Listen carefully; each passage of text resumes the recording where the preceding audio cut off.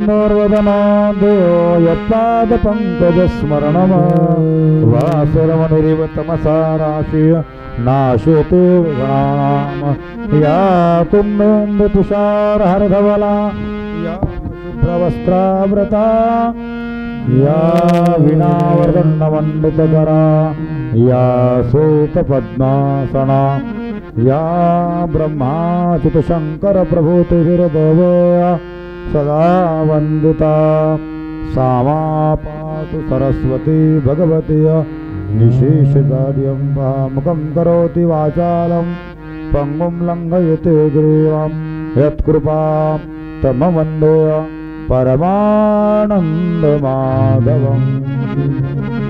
सर्वमङ्गलमाङ्गले शिवे सर्वार्थसाधिके शरण्ये त्र्यंबके गौरी नारायण नमोस्तुते। रामाय रामभद्राय रामचंद्राय वेदसे रघुनाथाय नाथाय सीताय पतये नमः। चरितं रघुनाथस्य शतकोटि प्रविस्तरम् एकैकमक्षरं पूषाः महापातकनाशनम्। कैलाशिराणाशिवचन्द्रमूर्तिफणीन्द्रमाथा करुणासिन्धो भवदुःखहारी तुलहीनशम्भो मदभूतारिणी।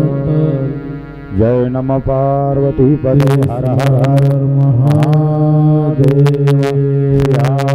रामचंद्र भगवान की जय। मनोजवं मारुतुल्यवेगं जितेन्द्रियं बुद्धिमतां वरिष्ठं वातात्मजं वानरायुतमुख्यं श्रीरामदूतं शरणं प्रपद्ये।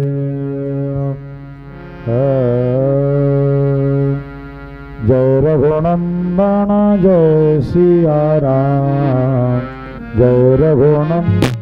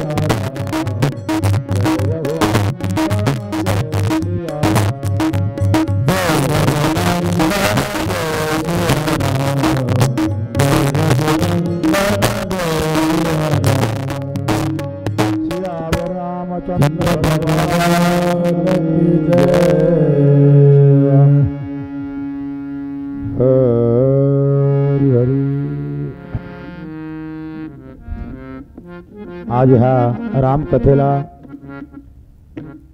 समारोपाचा दिवस 7वा दिवस, जेणेकरून ही रामकथा श्री प्रभूचरणी समर्पण करत असताना फार आनंद वाटतो आणि या आनंदामध्ये ही कथा अगदी राममय होऊन जाणारी आहे।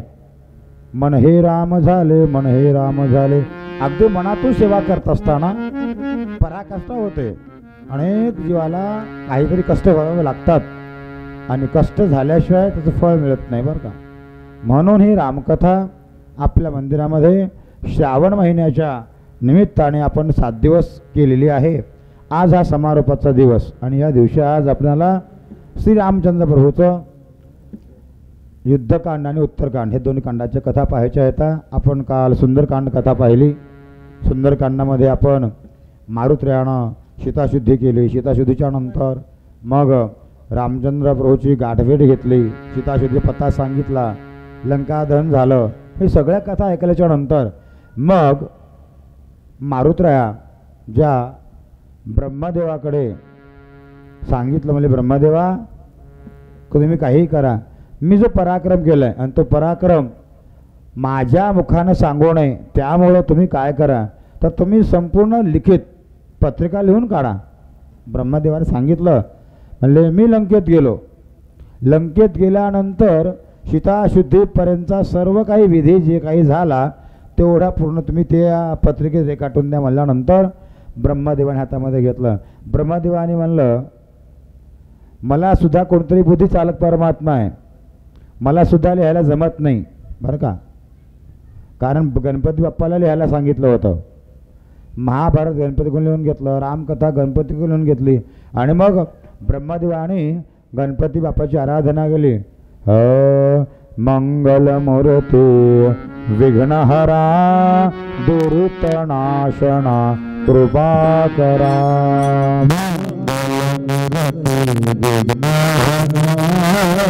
दुरितनाशना कृपाकरा. मंगलमूर्ती विघ्नहरा दुरितनाशना कृपाकरा. मंगलमूर्ती विघ्नहरा दुरितनाशना कृपाकरा. दुरितनाशना कृपाकरा. दुरितनाशना कृपाकरा. दुरितनाशना कृपाकरा. दुरितनाशना कृपाकरा. दुरितनाशना कृपाकरा. दुरितनाशना कृपाकरा. दुरितनाशना कृपाकरा. दुरितनाशना कृपाकरा. मंगलमूर्ती विघ्नहरा दुरितनाशना कृपाकरा. मंगलमूर्ती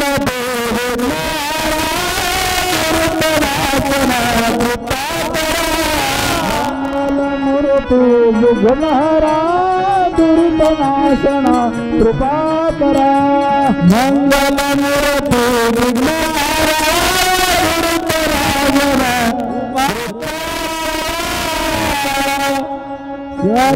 दुरितनाशना मंगलमूर्ती गजानन महाराज अशा पद्धतीनं गणपती बाप्पाचं स्तवन केलं. आणि गणपती बाप्पाचं स्तवन केल्यानंतर मग ज्यावेळेला मारुत्र्याने जो काही पराक्रम केला ते पूर्ण मग लंकेत गेलं. लंकेला भेटलं.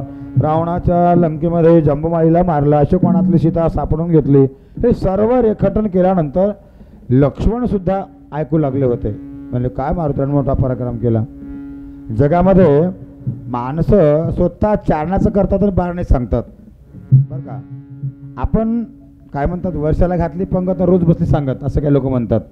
तसं नको पाहिजे. मारुत्र्याने म्हणलं मी जो पराक्रम केलाय तो माझ्या मुखातून वर्णन करता कामा नये. म्हणून मारुत्र्याने सर्वांना सांगितलं बाबा मी काही केलो नाही. रामाच्या कृपेने लंकेत गेलो. रामाच्या कृपेनं लंकेतून इथं आलो. हे सगळं लेखाटाची गरज नाही. ब्रह्मदेवाने सांगितलं बस झालं. म्हणले आता सीताशुद्धीचा कार्यक्रम करायचा आहे. मग शीघ्रस्य शुभ म्हणले आता काय करायचं. रामाला सांगितलं म्हणले देवा आता लंकेला जायनं अवघड आहे. सेतू बांधायचा म्हणले. कसा बांधायचा. रामाने सांगितलं म्हणजे आपल्याकडे युक्ती आहे म्हणले एक. कारण नळ नावाच्या वानराला वरदान होतं आणि त्या वरदानामुळं रामाने सांगितलं नळा काय कर म्हणले तू. हां नळ नावाचा वानर विचार करू लागला माझं कोणतं काम पडलंय. काय नाही म्हणलं तुला सेतू बांधावं लागणार आहे. आता सेतू बांधत असताना त्याच्या हाताला दगडाचा स्पर्श झाला. दगड तरत गेला होता बरं का. आणि त्यामुळं रामचंद्र प्रभूंनी सांगितलं म्हणजे काही करायची गरज नाही. फक्त रा आणि म मारुत्र्याने म्हणलं दगड 2 असतील तरी राम लिहायचं. अशा प्रकारे सगळ्या वानरांनी तयारी केली. योगायोगानं काय झालं तर मारुतरायांच्या जीवनामध्ये जीवनभर जी सेवा केली आणि त्या सेवेच्या मोबदल्यामध्ये देवानी काम सांगावं बरं का. हां, काम सांगणाराही वेगळा असतो, ऐकणाराही वेगळा असतो. आमच्याकडे फार वेगळं असते. आमच्याकडली बायको सांगितलं तर काम ऐकत नाही. हां, जगात माहिती आहे का तुम्हाला, उद्दालक नावाची मुनी होते. उद्दालकाची 4-5 शिष्य भेटले आणि मित्राने म्हणलं, काय म्हणलं उद्दालक महाराज, असे लग्न झाल्याबरोबर उद्बत्ती छाप वाळून गेला तुम्ही, काय झालं तुम्हाला? काय करा म्हणले, मला कोणी ऐकतच नाही. काय सांगावं बाबा. मित्रांनो, घरची पत्नी सुद्धा ऐकत नाही रे माझं. घरी सोयरी कधी आले, कदाचित कार्यक्रम घरी झाला, ती सोयरी उलट बोलणारी आहे. बायको कशी आहे, उलट बोलणारी आहे. मित्राने सल्ला दिला, म्हणजे आपण असं करायचं, तुम्ही काय करा, उद्या आपलं सत्यनारायण करायचं आहे. सत्यनारायण करायचं पण मित्राला बोलायचं नाही म्हणायचं. तिनं काय म्हणणार, मुद्दाम बोलतो म्हणायचं. तिनं म्हणलं औषध लागू पडलं. उद्दालकाला आनंद वाटला. उद्दालकाने म्हणलं, काही कासे ना, म्हणजे आपल्या घरी आज पित्र आहेत बरं का, पोळ्या फिळ्या काय करू नको, पोळ्या करू नको, भजी करू नको, पापड करू नको. तिने म्हणजे मुद्दाम करणार, कारण नवऱ्याच्या विरुद्ध वागायचं ठरलेलं त्यांचं होतं. तसं करता करता करता उद्दालक कोणी म्हणले, काय करावं म्हणले बाबा, म्हणले मला गंगेला जाऊन तर्पण करायचं आहे, अर्घ्य द्यायचं आहे मला. तिने म्हणाले, तुम्ही कसे जाता, तुमच्या आधी मी जाणार. अगं प्रभा इकडे वाहू लागलाय आणि असं का करलेस तू, नाही मी वरून जाऊन उलटी मारतो म्हणली. म्हणजे काय ऐकायचं नाही ना नवऱ्याचं, वरून उडतो, वरून नाही कुठे मानू, ऐकण्यात काय करते. म्हणजे उद्दालक म्हणून सांगितलं, तसं नाही म्हणले. त्यांना ऐकण्याची क्षमता कमी असल्यामुळं उद्दालकाची बायको तिनं सरळ गेली. नवऱ्यानं म्हणलं इथं स्नान करायचं आहे, तुमचं ऐकायचं नाही म्हणून वर स्नान करायला गेली आणि 10 अडकणी बुडून गेली. याचा अर्थ काय झाला, बिना औषधाची खरीच गेली म्हणला, कर गेली म्हणला. हे तुकोबराय म्हणतात, बरे झाले देवा निघाले दिवाळे, निघाले दिवाळे,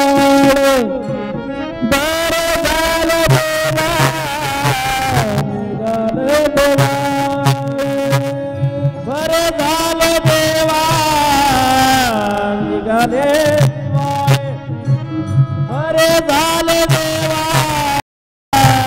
निघाले दिवाळे,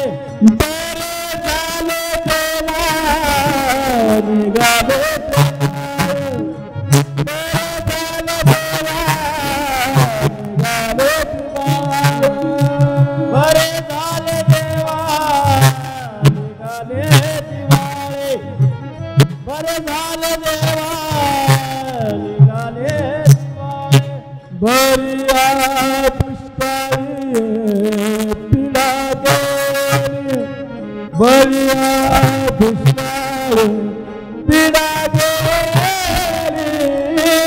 बरे झाले देवा निघाले दिवाळे, बरे झाले देवा निघाले दिवाळे, बरे झाले देवा निघाले दिवाळे, बरे झाले देवा निघाले दिवाळे, बरे झाले देवा निघाले दिवाळे, बरे झाले देवा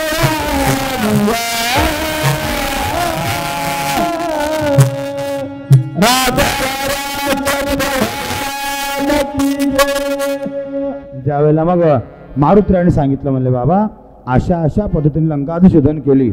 लंकेमध्ये असंख्य राक्षस वेगळे वेगळे पाहायला मिळाले. कुंभकर्ण मिळाला, विभीषण मिळाला. ही सगळी कथा सांगल्याच्या नंतर मग रामाने त्याची तयारी केली. म्हणले काय करायचं, तर आता नळाच्या हातून शेतू बांधायचा आहे. आणि नळाला सांगितलं, म्हणले एक एक क्षण सुद्धा वाया जाऊ द्यायचं नाही. रात्नाफाट कसं, रात्री सुरुवात केलं, सूर्योदयापर्यंत ते काम चालू. कधी कंदमूळ खायचं नाही, कधी फळ खायचं नाही. मारुतीराणी वानराकडे बघायचं, म्हणजे बाबा काय मोठं काम आहे, काय मोठं काम आहे. नवे नवे राम कार्यामध्ये सर्वांना भगवंताने सामील करून घेतलं. गोवाकही आला होता. नवे नवे ब्राह्मण, क्षत्रिय, वैश्य, शूद्र सर्वांना अधिकार तेवढा दिला होता. म्हणे मग ती खारुताई होती की नाही, खडोळी म्हणतात आपल्या भाषेमध्ये, ती काय करायची, मजुरी काम व्हावं म्हणून वाळूच जायची आणि झडकून निघून जायचे. असे वाळूचं कण. लोक म्हणतील महाराज इतक्यानं काय व्हायला, इतक्यानं काय व्हायला, म्हणजे तसं नाही. माणसाला पुण्य करत असताना लई करावं लागत नाही हो. हां, काय सांगितलं, ते तळे पुण्य साच पडे तरी त्या बहुत जन्मी जोडे, नाम तुझे वाचीशी आतोडे, समागम घडे संतांचा. फक्त तीळ तीळ आज पुण्य केलात, आज रामकथेला आलात.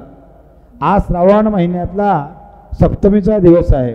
आज गोस्वामी तुलसीदास महाराज जयंती आहे आणि आपण ह्या जयंतीला दरवर्षी मावंद करता बरं का. आणि गेल्या वर्षीपासून आमच्या अनु महाराजांनी भागवत लावलं होतं. गेल्या वर्षी आपण भागवताच्या सर्वांनी कथा ऐकली होती. काहीतरी प्रयत्न करत असताना वाळूचा कणही घडे म्हणतात, तसं आपण प्रयत्न केल्यानंतर देवाची निस्सीम कृपा व्हायला पाहिजे या उद्देशानं आपण रामकथा ठेवली. पण ह्या रामकथेमध्ये सर्वच ज्ञानी अज्ञानी विज्ञान सर्वांना सामावून घेतलेलं आहे. वाल्मिकांनी सांगितलं इथं कोणालाही कशाही प्रकारे अंगीकार करावा लागणार आहे. अंगीकार ज्याचा केला नारायणे, निंदित हितने वंद केले, आजामे भिल्लणी तारिली कुंठुणी, प्रत्यक्ष पुराणे वंद केले, यारे यारे लहान थोर याती भलते नारी नर, करावा विचार न लगे चिंता कोणा. लोक म्हणतील महाराज एवढे मोठे अयोध्येचे माणसं बक्कळे होते, इतकेले माणसं घेऊन जाऊ की नाही पूल बांधायला? जमत नाही महाराज. माणसं एवढे विद्वान असतात, काम करावंच वाटत नाही त्यांना. देवाचं काम आलं की रोजचं होऊन गेले म्हणतात. तसं मग काय केलं रामचंद्र प्रभूंनी, मला वानरांना तयारी केली की वानरामध्ये निसकोंच बुद्धी आहे, म्हणून वानर हाती लंका घेऊ वेली म्हणे तुका. तुकोबराय म्हणतात वानरांच्या जातीमध्ये मारुताच्या सर्व जाती आहेत, म्हणून सीता शोधण्याचं काम मी केलो. म्हणून लगेच जवळ आले आणि आल्यानंतर म्हणजे समुद्राला प्रार्थना केलं, समुद्रा मला लंकेला जायचं आहे, वाट दे बाबा. समुद्र हा रामचंद्र प्रभूचा पूर्वज आहे, म्हणजे आजोबा पंजोबा खापर पंजोबा यापैकी असल्यामुळं प्रार्थना करणं कर्तव्य आहे. म्हणून रामाने समुद्राला प्रार्थना केलं. समुद्र ऐका ना की हो, समुद्र ऐका ना. मारुतीराणी म्हणलं काय बाबा कसं करावं आता. समुद्र ऐकत नसला तरी रामाने म्हणलं बाबा गुण्या गोविंदाने सांगायला ऐक. जर ऐकत नसल्यामुळं रामाने बाण काढला. बाण काढल्यानंतर समुद्रात टाकणार, पण समुद्र खाक होऊन जाणार. मध्ये किती कासवा आहेत, किती मगरी आहेत, किती पेंडका आहेत, सगळ्यांचा निपात होणार. हे पाप कोणाला लागणार?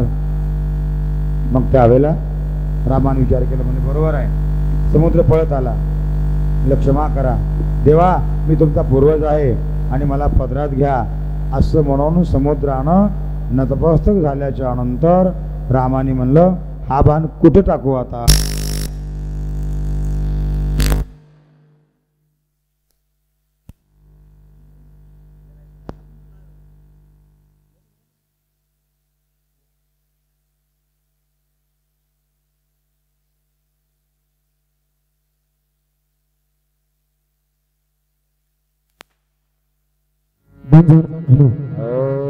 आला हरवले. मग त्यावेळेला नळांना सांगितलं, रामाने प्रार्थना केलं, समुद्र जवळ आला, तुझा पूर्वज आहे बाबा, मला पदरात घे म्हणलं. त्यावेळेला हा बाण कुठे टाकू म्हणलं रामाने, कारण मी एक बाणी एक पत्नी एक वचने असल्यामुळं मला काहीच करता येत नाही. मग त्यांनी तो बाण सांगितलं समुद्राने मरुदेशात टाकून द्या. मग मरुदेशामध्ये राक्षस माजले होते, त्यांच्याकर तो बाण टाकला आणि मग समुद्र सेतू चालू करत असताना त्या ठिकाणी रामाने प्रार्थना केलं. म्हणले या ठिकाणी कुठलंही कार्य असो, कुठलंही कार्य म्हणल्यानंतर रामाने सुरुवातीला महादेवाची पूजा केली बरं का. भजन करी महादेव, श्रीराम जय राम जय जय राम, श्रीराम जय राम जय जय राम, श्रीराम जय राम जय जय राम, श्रीराम जय राम जय जय राम, श्रीराम जय राम जय जय राम, श्रीराम जय राम जय जय राम, श्रीराम जय राम जय जय राम, श्रीराम जय राम जय जय. भजन करी महादेव राम तुझी सदा शिव, राम पूजे सदासी श्री राम जय राम जय जय श्री राम जय राम जय जय राम श्री राम जय राम जय जय राम श्री राम जय राम जय जय राम भजन करी महादेवा राम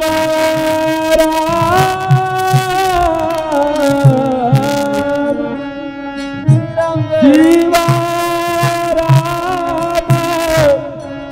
नाही भेद जोगी देव एके ताई शिवा राम नाही भेद शिवा नाही भेद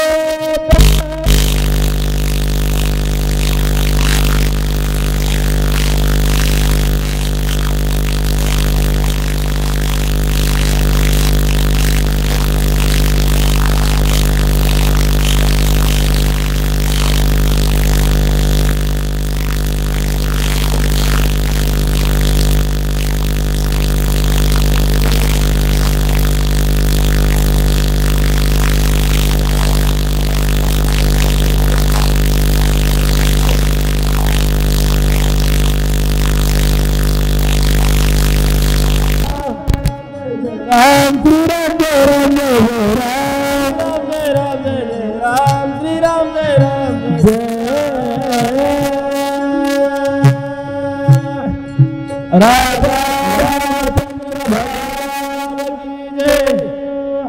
रामाने रामेश्वर लिंग स्थापना केलं.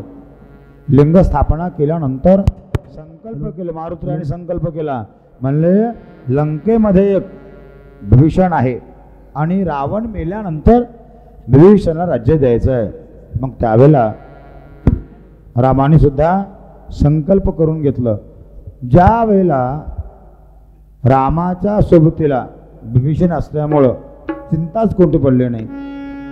मग त्यावेळेला रावणाने काय केलं, म्हणले रामाच्या सभेमध्ये जा आणि त्या सभेमध्ये शुक आणि सारंग दोन राक्षस आणि ते काय महाराज वानर वेशामध्ये आले. वानर वेशामध्ये आल्यानंतर रामाच्या सभेमध्ये बसले. बसल्यानंतर सगळ्यांनी पाहिलं, अजिबात कळेना शुक सारंग बरं का. आणि रामाने ओळखलं, म्हणले बाबा मारुतीने म्हणतात पक्क बांधून ठेवा म्हणले. त्या शुक सारंगला बांधून ठेवत असताना रामाने सांगितलं तसं करू नये म्हणले. गुप्तहेर आहेत ते. गुप्तहेर म्हणल्यानंतर आपली काही बातमी त्यांनी पोहोचायची असते आणि त्यांना आपल्याकडे घेऊन यायचं असते. म्हणून शुक आणि सारणाला सांगितलं, म्हणले बाबा तू रावणाचे दूत आहेस. रावणाचे दूत तुम्ही असल्यामुळं काय करायचं तर आता लागली सांगायचं रावणाला, कारण काळ कमी आहे. मारुतीला पाठवून दिलं. मारुतीला म्हणू लागले देवा माझं काय काम आहे. त्या ठिकाणी बुद्धीचं काम आहे मारुतीला, तुम्ही गेलं पाहिजे. मारुतीने मला जमत, मी पहिलं गेलो होतो. होय हो, सोयरी किल्ला गेला पहिला माणूस, आता मी जायना म्हणते की नाही. मारुतीने जायना म्हणल्यानंतर रामाने विचार केलं, अंगदाचा संपाट. अंगदाला म्हणलं बाबा तू जातीस का. अंगदाने मला काय म्हणले, रामाची कृपा झाल्यावर काही करतो म्हणले मी. हां, कारण ज्या रामाची कृपा व्हायला चिंता सुद्धा नाही महाराज. आता भय नाही ऐसे वाटे जीवा घडलिया सेवा मी सेवा केली म्हणले. मग अंगदाला पाठवून दिलं आणि अंगद गेला महाराज. रावणाचं छत्र, रावणाचं मुकुट असं उंच होतं, गोपुरीवर गेलं, सिंहासनावर गेलं आणि सांगितलं म्हणले रावणा मला रामाने पाठवलं. कारण कुठलं युद्ध करत असताना, कुठली मारामारी करत असताना त्याला आपण सांगून बघावं. होय हो, कमीत कमी ऐकणा गेला तर पैसे देऊन बघावं. साम दाम दंड म्हणलं बरं का. दंड म्हणजे कमीत कमी ऐकणार गेलं तर एखाद्या चोर आहे समजा, चोराने चोरी केली तर दंड करणं योग्य आहे की नाही हो? योग्य आहे बरं का. कारण ज्या तुकोबाने अभंग लिहिलेत ना, कशामुळे लिहिता हो माझतील दंड, कशामुळं? जर दंड नाही केला तर त्याच्यामुळं मारुतीरायाने म्हणलं मला जमत नाही, अंगदाला पाठवून द्या. अंगदाने गेलं, रावणा समजून सांगितलं, म्हणजे रावणा तुला कळते की नाही, 14 चौकड्याचं राज्य, हातामध्ये भीक पात्र आलं, एका महिलेमुळे एका स्त्रीमुळं एवढं फजिती पाळी आली, सीतेला आणलाच बाबा, गुन्हा गोविंदाने परत नोंद दे. रावण ऐकायला तयार नाही. साम दाम दंड तिन्ही गोष्टींना ऐकायला तयार नाही. मग अंगदाने म्हणलं ऐकनास ना, कशी वाटेल बाबा, आता उद्या राम येणार, वानर येणार, घराघरात घुसणार, किती जरी नुकसान झालं तर रावण म्हणू लागला बाबा मला एकदा नारदाने सांगितलंय काहीही करणार पण निश्चित युद्धातच रामाला जिंकणार. हां, एकट्यासाठी केलं नाही म्हणलं हे रावणाने, एकट्यासाठी नाही, माझं कुळ उद्धारणार्था सीता चोरून आणली. मी एकट्याचा उद्धार होत होता माझा, सांगितलं नारदानी. नारद काय म्हणू लागले होते, म्हणले रामचंद्रा रावण अति माजलेला आहे. हो, काय फरक पडत नाही. मग रावणाच्या बुद्धीचा भेद असा होता, म्हणजे नारदा मला काही चांगला मार्ग सांगशील? तर नारदाच्या समोर रावणाने विचारलं, प्रत्येक माणसाला भीती मरणाची आहे, आणि मग रावणाने विचारलं माझं मरण, तुझं मरण 100% मला रामच मारणार आहे तुला, असं नारदानं म्हणल्याच्या नंतर मग नारदाच्या विचारात फरक पडला. म्हणले बाबा मी एकटा मेला होणार नाही म्हणले असं, तर माझ्या कुळाचं उद्धारण करण्यासाठी मला काय करावं लागेल, तर एकटं मरायचं नाही मला. सांगितलं नारदाने. म्हणले तू काय कर, त्याची बायको पळून आण. कोणाची? रामाची, सीता. आणि ती घरी आणल्यानंतर भांडण लागणार, आणि भांडण लागलं युद्ध पेटणार, आणि युद्ध पेटल्यानंतर दररोज मरणार. दररोज किती 1000 लोक रोज मरणार म्हणले. हजारो नाही महाराज. रावणाच्या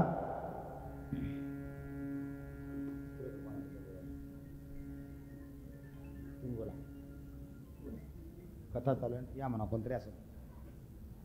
मग त्यावेळेला रावण बेचैन झाला. बरं आहे म्हणले काय का असं ना, आप डुबे जजमान को डुबाए, 42 कुळाचा उद्धार व्हावं म्हणून आपण एक सेवा करत असता, आणि या सेवेच्या मोबदल्यामध्ये आपणाला आनंद वाटत होता. मग रावणाने म्हणलं सकळ कुळ उद्धरणार्था सीता चोरून आणली, उगच उगाल नाही अंगदा, निश्चित मला या ठिकाणी सर्वांचा कुंभकर्ण, इंद्रजित, अक्षया यांना सुद्धा मला मारायचं आहे, आणि हे सगळे मेल्याशिवाय माझा उद्धार होत नाही. याच्यामुळं अंगदा मी माझं पण आहे, माझा अजिबात मी हलणार नाही. मग युद्धाला सुरुवात झाली महाराज. नळाने सुरुवात केलं, नळ त्या ठिकाणी आला.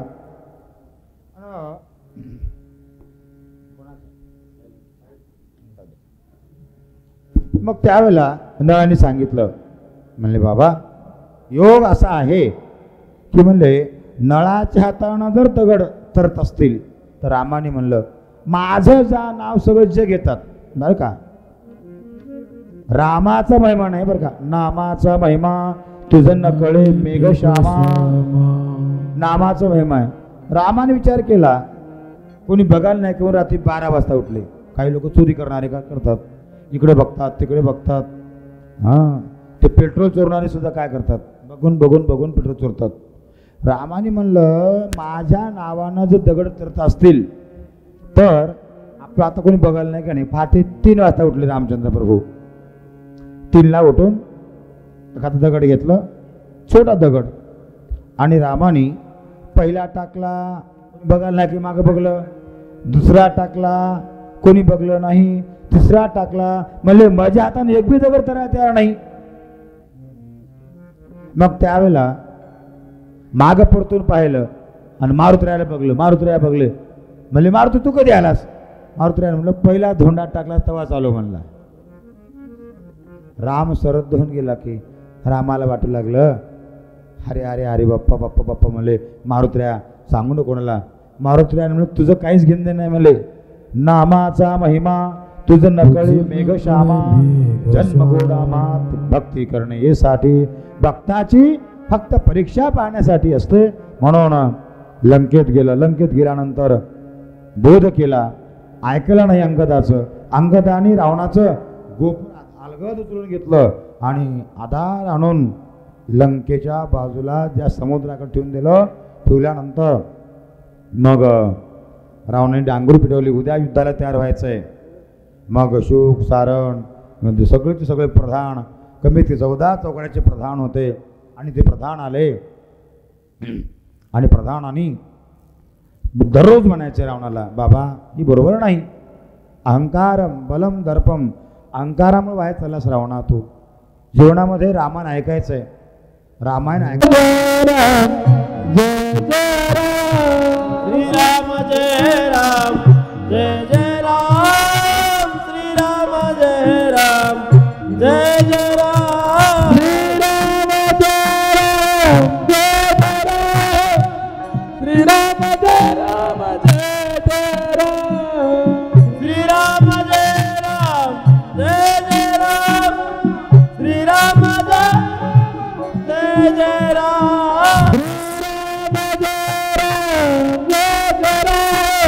श्रीराम जय राम जय जय राम, श्रीराम जय राम जय जय राम, श्रीराम जय राम जय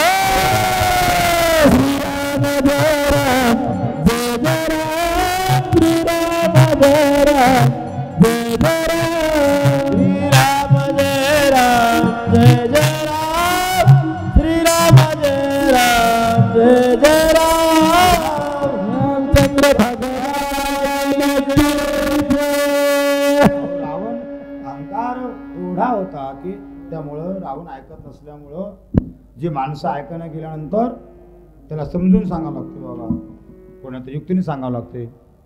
अंगदानी म्हणलं, रावण कोणता रावण आहेस तू? आता रावण कोणता म्हणल्यानंतर रावण म्हणला आणि किती रावणच्या गात आहेत. होय हो, रावण बक्कळ आहेत बरं का. त्या कोणत्यातला भोंगा काढायचा का मावते तिथं काय माणसं मावतात ते काढा भोंगा तिकडला. मग त्यावेळेला रावण म्हणल्यानंतर त्यानं म्हणला सहस्रार्जुनाच्या घरचा होईस का, वामनाच्या घरचा होईस का. अंगदान म्हणल्याबरोबर रावण म्हणला, बाप रे बाप, मी वामनाच्या घरी गेलो, तुला कसं कळालं? अंगदान म्हणलं, मी रोज रामानं ऐकवलं म्हणलं. हां, सहस्रार्जुनाच्या घरी गेलता, हो ते सुद्धा मला माहीत आहे म्हणलं. हां, तर त्यावेळेला अंगद बोलू लागला, म्हणले रावणा तुला वाटायला म्हणले 14 चौकड्याचं राज्य, पण ते राज्य नसून ते काय आहे तर योग्य असं आधी सांगितलं. म्हणले बाबा रोज भीक मागत गेलास, लाज वाटणार जीवाला. सन्मुख रघुनाथा मारीच मारोनी मरणार्था, सीता चोरून आलीसी जनांगता तू कोण. मला वाटलं म्हणले रावणा 4 वेद 600 तुला पाठ आहेत, तू नक्कीच ऐकशील वाटलं. तू ऐकत नसल्यामुळं एक चरकन मारून मारावंसं वाटलंय असं अंगदानं बोललं. तरी पण शहाण्या माणसाला मारू नये म्हणून अंगदानं त्याला युक्तीनं बोललं. म्हणले काय म्हणले रावणा, बैसुन्या जात्यावर गीत गासे सुंदर, धामुखी चराचर वणित बैसला. दात जो दिल्या चालय ससुराच्या घरी आणि वामनाच्या घरी दररोज मला महाभिक्षा वाढ, मला महाभिक्षा वाढ असं म्हणत गेलास. हा, वाटणा जीवाला तुझ्या असं बोलल्यानंतर रावण खाली बघू लागला. रावणाची अशी अवस्था होती, कुठं होती? सहस्रार्जुनाच्या गावामध्ये बर का. ताक मागायला लागून श्वानवाणी रासवाणी रावण घुमते दाही वदनीय, दाविती रडणी श्वानाची. रावण कोपऱ्यात रडायचा भीक मागायला. आणि त्या हिमकटून बोलल्याशिवाय शहाण्या माणसाला कळत जरी असलं तरी त्याच्या मागलं इतिहास त्याला लावून दाखवलं की त्याला कळते. म्हणून अंगदाने त्याला इतिहास मागायला दाखवला. म्हणले सहस्रार्जुनाच्या घरी अशी अवस्था झाली तुझी, बरं बळीच्या घरी काय अवस्था होती रावणाची? बरं, ज्या वेळेला राजा बळी आपल्या विद्यार्थी नावाची बायको तिच्या समोर ती साडीपार खेळायचं, साडीपार कळणं आपल्या भाषेमध्ये गोट खेळत गेले समजा, आणि ते गोट खेळत असताना आता लहान लेकरं गोट खेळतात बघा, आणि ते विद्यार्थी नावाची बाई गोट खेळत असताना ते गोट खटकनी जमिनीच्या बाजूला पडले, दगड असायचा पूर्वीच्या काळामध्ये, आणि रावणाला म्हणलं ते उचलून आण. रावणाने 20 हाताने उचलायला गेलं, अजिबात उचललं गेलं तर बळीनं हसलं की नाही तेव्हा लाज वाटणार जीवाला. रावण खाली बघायला पुन्हा त्याने म्हणलं एवढं सोडून दे म्हणले. जनक राजाच्या घरी गेल तेव्हा तेवढं मोठं धनुष उदार घेऊन पडलास तेव्हा लाज वाटली नाही. मग एवढं लाज न वाटलेला माणूस सीतेला चोरून आणण्याची काय गरज होती? पण आणलास तर आणलास, गावाला त्रास, जगाला त्रास, ते एकामुळे झाले की नाही, मग आता तू परत करणार. रावणाची सगळ्या योजना फेल झाल्या, आणि त्यावेळेला अंगदानी सुद्धा म्हणजे आता काही बरीगत नाही, सांगून सांगून सांगून ऐकत नाही. त्या अर्थी युद्धाचा दिवस ठरला, आणि त्या दिवशी पहिले 4 प्रधान, आणि त्यानंतर जम्बुमाळी, त्याच्यानंतर इंद्रजित. बघा वेगाने कथा घ्यायचंय. इंद्रजित बरं का, आणि जेवढंच नाही महाराज, इंद्रजिताचं एवढं मोठं सामर्थ्य होतं बरं का. आणि लक्ष्मणाला 14 वर्ष निराहार, पाणी नाही प्यायचं, अन्नोदक नाही घ्यायचं, एवढं खडतर अनुष्ठान केल्यानंतर मग इंद्रजित साधा नाही माणूस, पण इंद्रला जिंकल्यामुळं इंद्रजित जरी नाव पडलं असलं तरी रावणाला मात्र हिंमत होती. माझा मुलगा आहे, मला काही कमी पडणार नाही, माझा मुलगा आहे, मला काही कमी पडणार नाही. परंतु काय करावं महाराज, इंद्रजिताच्या अंतकरणामध्ये असं होतं, जगात मला कोणी मारणारच नाही. आज पहा तुम्ही, माणसाला क्षणाचं आयुष्य नाही, एक क्षणाचं आयुष्य नाही. दररोज सांगतो तुकाराम आता तरी पुढे हाची उपदेश सगळ्यांच्या पाया माझे दंडवत.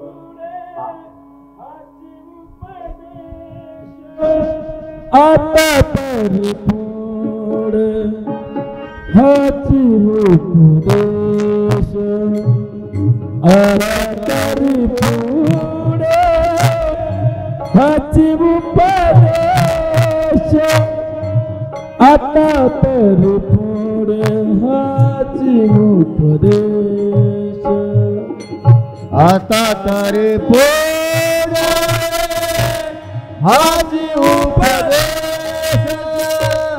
आता तरी पुढे हाची उपदेश, आता तरी पुढे हाची उपदेश, आता तरी पुढे हाची उपदेश, आता तरी पुढे हाची उपदेश, आता तरी पुढे हाची उपदेश, आता तरी पुढे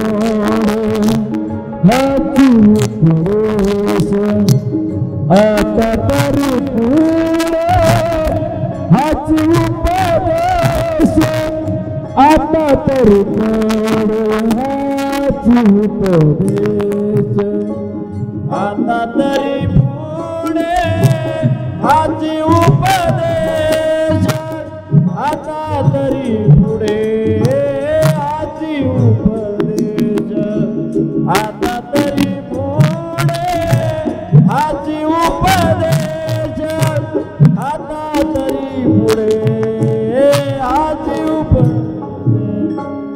अनता करुणासे अविशाचा, नका करुणासे अविशाचा, हो नका करुणासे अविशाचा, नका करुणासे अविशाचा, नका करुणासे अविशाचा.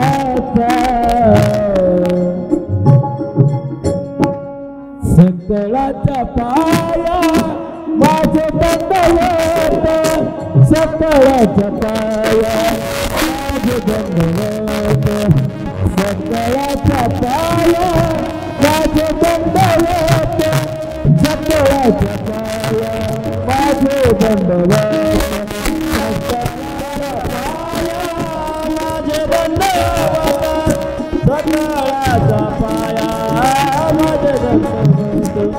सकळाचा पाया माझे दंडवत सकळाचा पाया माझे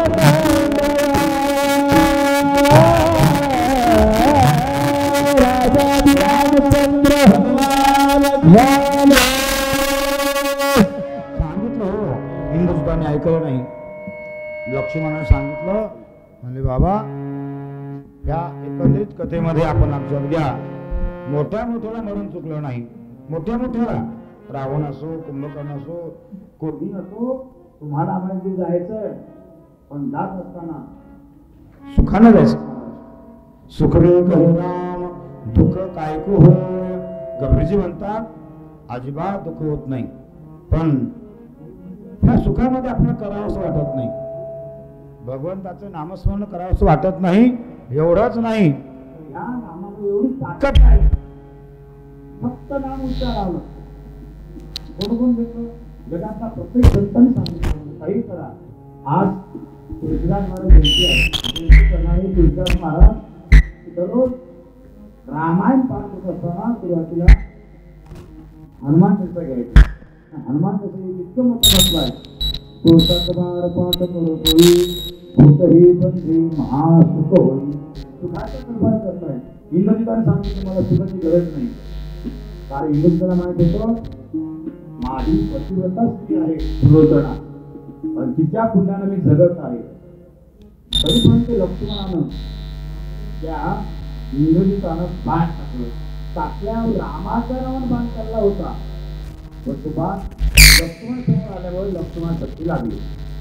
लक्ष्मण पडल्याच्या नंतर मग सगळे वाहन रडू लागले आणि त्या इंद्रजिताचा हात तुकडा म्हणजे पळत गेला आणि सुलोचनेच्या अंगणात सुलोचना मला काय भासतो बाबा एवढं माझा पती जाऊन म्हणजे गेला युद्धात गेला तो मेला आणि मेल्यानंतर हात सांगायला तिथून तुटून येऊन पतीचं निधन. त्यावेळेला ती माऊली सुलोचना पतीचं निधन झालं कळाले आणि रावणाला मंदोदरीला सोबत घेतलं रडत या ठिकाणी आली. आल्यानंतर इंद्रजिताला सांगितलं म्हणले बाबा आज मरण येणार नव्हतं फक्त रामाच्या विरोधात गेल्यामुळे मरण आलं हे तिला कळालं. रामाने सांगितलं म्हणले भाई तू ज्या ध्यानाचा मरतेस तो देह चेतन नाही अचेतन पडलेला आहे कारण आत्म्याला कधी मरणच नाही ना. नयनम धरती आणि नयनम धरती पावक आत्म्याला मरणच नाही. मग तुला इंद्रजित काय म्हणलेस तू इंद्रजित नाही ज्याने इंद्राला जिंकलं तो इंद्रजित नाही तर तो रामाला प्राप्त झाला त्याच्यामुळे सद्गतीला. प्रजेमध्ये काय चाललं बघायचं होतं. मग रामाने काय केलं प्रजेचं हित करण्यासाठी रात्री 12-2च्या नंतर शेकोटी कुठं चालू आहे का आपण पांघरून घेतलं महाराज घोंगडं शेतकऱ्याचं रूप धारण केलं कोणालाच कळू नये म्हणून. आणि मग रामाने प्रत्येक गलीत जायचं काय चाललं गुणगुण काय गुणगुण चालली आहे. कारण छत्रपती शिवाजी महाराज स्वतः यायचे आणि स्वतः येऊन गल्ली गलीमध्ये काय चाललं ऐकायचे. हे रामराज्य आहे रामाने ऐकायचं. मग गेलं महाराज ते एक परीट त्याने काय केलं बायकोला मारू लागला खडं खडं मारताना ती शिवाय देऊ लागला तू काय समजालीस तू काय समजालीस मी काय राम हो काय सासा म्हणून ठेवायला. ते डोकं लागलं रामाचं डोकं फन केलं म्हणजे साधे लोक एवढं मोठं बोलतात मी काय राम आहे का 6 महिने ठेवायला. बायकोला म्हणून लागला बायकोला मारत असताना रामाने ऐकलं म्हणले आणि 6 महिने ठेवल्यामुळे मला कलंक लागला. आणि मग घरी आलं सीतेला विचारलं अगं सीते तुझे डोळे कसे आहे सांग बरं. सीतेने डोळे सांगितले बरं का. म्हणले मला अरण्य आवडते ऋषीचा आश्रम आवडते आणि ऋषीच्या आश्रमामध्ये मला आवडते म्हटल्यानंतर रामाने लागलीच सीतेला रथ दिला. लक्ष्मण प्राचारण केलं लक्ष्मणा सीता गरोदरावस्थेमध्ये आहे बरं का आणि तिला पाठवून द्यायचं. लक्ष्मणाने विचार केला म्हणजे आता 14 वर्ष माझ्या भाभीला त्रास वनवास आता 4 दिवस 4 महिने सुखाचे भोगायला पाहिजे होतं. आणि रामाने म्हणले आता पुन्हा परत सीतेला जंगलात नेऊन सोडा. लक्ष्मणाच्या डोळ्यात पाणी आलं पण वडील भावाची आज्ञा मर्यादा पुरुषोत्तम राम असल्यामुळं लागलीच रथ उभा राहिला. सीतामाईला त्या रथामध्ये बसवलं आणि मग लक्ष्मणाने बरं का आश्रम गाठला, वाल्मिकीचा आश्रम गाठला. वाल्मिकीच्या आश्रमामध्ये तिथं काय महाराज सुंदर रमणीय असं वातावरण आहे. कोकिळा कुहू करणारे आहेत, जवळ तळा आहे. दररोज सीतामाईला लहान लहान लेकरं विद्याभ्यास करायला यायचे वाल्मिकाकडे आणि सगळी विद्या शिकवायची. ही विद्या ऐकत असताना सीतेच्या गर्भधान संस्कार ते ऑटोमॅटिक घडला बरं का. आज आपण 16 संस्कार करता. जन्म तेव्हा संस्कार आहेत, जाऊळ करण्याचा संस्कार आहे, नाव ठेवायला संस्कार आहे, कान टोचायला संस्कार आहे, मुंजीबंधन करायला संस्कार आहे. हे सगळे संस्कार करताना पहिला संस्कार म्हणजे गर्भाधान संस्कार. आणि त्याच्यामध्ये वाल्मिकाने जी विद्या शिकवली ती विद्या आमच्या लवंकुशाच्या प्राप्तीसाठी तयार झाली. आणि मग कर्मधर्म संयोगाने येथा काले येतात येतो पुण्यपुरुष दिवशी झाल्यानंतर मग आमच्या लवांकुशा जन्म झाला. पहिल्यांदा लहू जन्माला आले, कुश जन्माला आले. आल्यानंतर मग त्यांचा पाळणा गायला. आनंदाने वाल्मिकाने त्या लवांकुशाचं नाव ठेवून दिलं. सुंदर असा पहल झाल्यानंतर मग आता इकडे यज्ञाची तयारी सुरू झाली. वशिष्ठांनी सांगितलं म्हणजे रामराजे तुमच्या हातून पाप घडलं, असंख्य राक्षस मेलेत, काय करावं लागेल तुम्हाला? अश्वमेध यज्ञ करावं लागेल. मग अश्वमेध यज्ञाची तयारी केली. धावता वेगाने सांगावं लागते बरं का. आणि अश्वमेध यज्ञाची तयारी करत असताना सीता नाही ना आता इथं यज्ञ करायला. मग रामाने विचार मांडला म्हणजे हिंदू कर्मधर्म संस्कृतीमध्ये आपणाला सोबतीला बायको घ्यावी तरच विधी करायचा अधिकार आहे. मग वशिष्ठ महाराजांनी सांगितलं काही करावं लागेल म्हणले. सोन्याची प्रतिमा सोनाराकडे करून घ्यावी लागली. दररोज बरा 16,108 प्रतिमा. कोण? वशिष्ठ महाराजांनी एखाद्या सोनाराकडून रोज 2 तोळ्याची 1 तोळ्याची अशा सोन्याच्या प्रतिमा केलं. आणि अश्वमेध यज्ञ पूर्ण झाला का नंतर आरती झाल्यावर एका ब्राह्मणाला आणि ती सोन्याची प्रतिमा अर्पण करायची बरं का. आणि असं अर्पण केलेलंच पुण्य असते महाराज. तुम्ही कथा ऐकली का महाभारतामध्ये? आणि ज्या वेळेला सत्यभामेला नारदानी म्हणजे सत्यभामा रोज म्हणायची मला चांगला नवरा मिळाला काय करावं लागलं, चांगला नवरा मिळाला काय करावं लागलं. अगं चांगला म्हणजे कसं असते? मग तिने सांगितलं कृष्णासारखाच. मग आहे की कृष्णाजवळ आत्ता आहे हो म्हणे. तसं नाही तर पुढल्या जन्मात जन्मोजन्मी हाच नवरा मला मिळावा लागतोय, मला काय करावं लागल? सत्यभामेने म्हणल्यानंतर नारदानं म्हणलं त्याला नवऱ्यालाच दान द्यावं लागल. बरं आहे म्हणलं गुरुनं करा नाही. आता नारदाने म्हणल्यानंतर सत्यभामेनं खरं आहे हो मी नवरा दान द्यायला तयार आहे. घेणारा कोण तयार आहे? नारदानं म्हणून मी घेतो की तयार. ब्राह्मण तयारच आहे की म्हणलं. लगेच महाराज अतिशीघ्र कार्य कोण? त्या सत्यभामेचं होतं. सत्यभामेनं देवाला बोललो मालक इकडे या. नवरा फार भोळा, आजकालच्या सारखा नव्हता बरं का. नवरा लय भोळा. कृष्ण परमात्मा बोलून घेतलं म्हणजे इकडे या, काय काम आहे? काय नाही म्हणलं तुम्हाला मी दान द्यायला. मला दान द्यायलीस? कोण आला?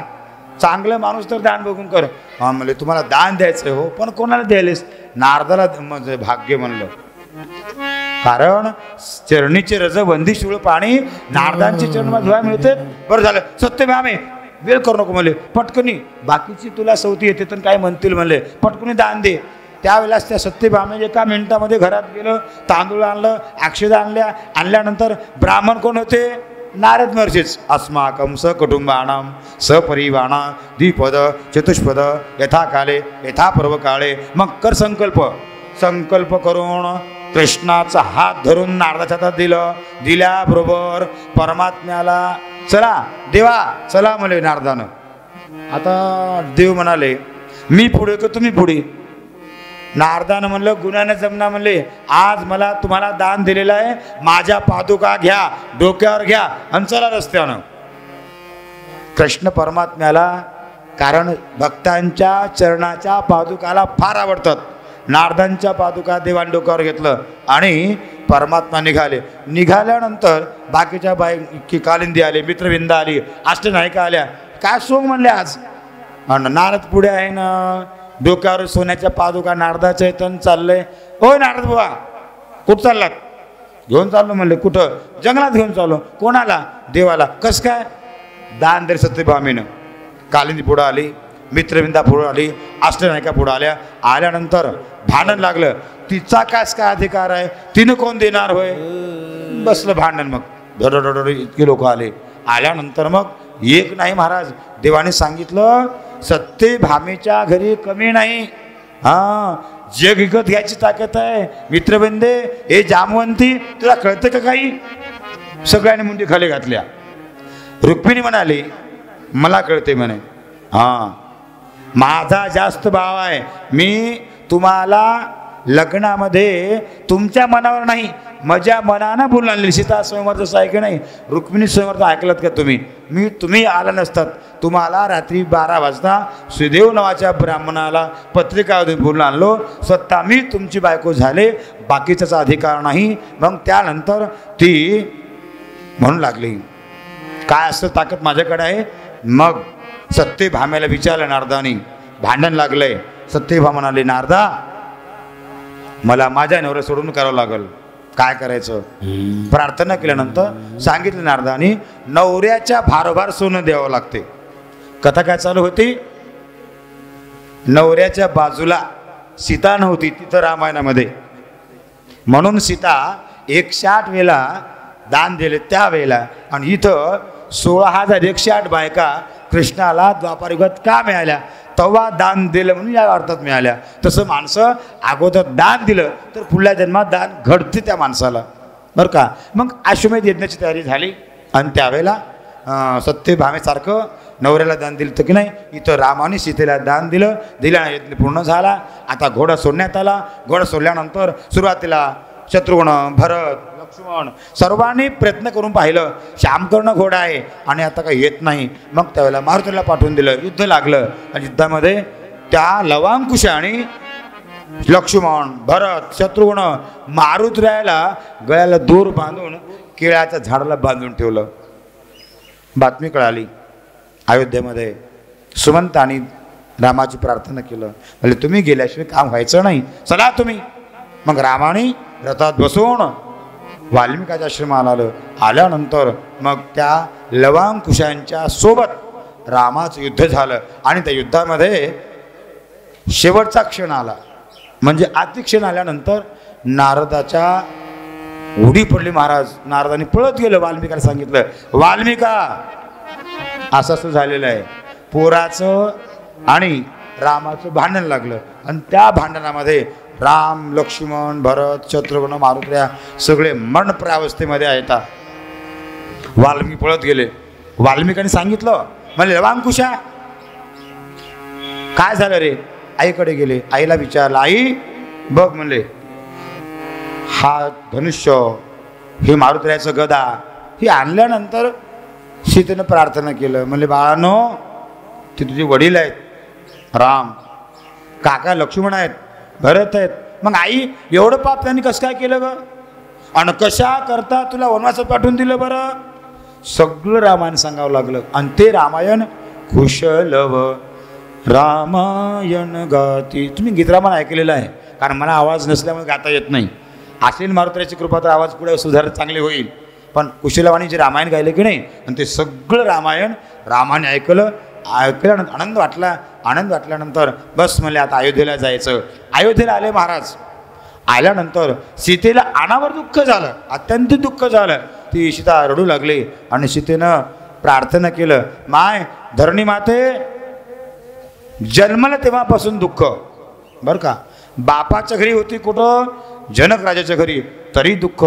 लग्न लागलं, सासूबाईच्या सोबत राहायचं घरी आहे, पण कैकेयीचा अपवाद आणि राजा दशरथाचं वचन रघुकुलरीत सदा चिली आई प्राण जाई पर वचन न जाई. मग त्यावेळेला रामाला 14 वर्ष वनवास. 14 वर्षामध्ये जीव थकून गेला.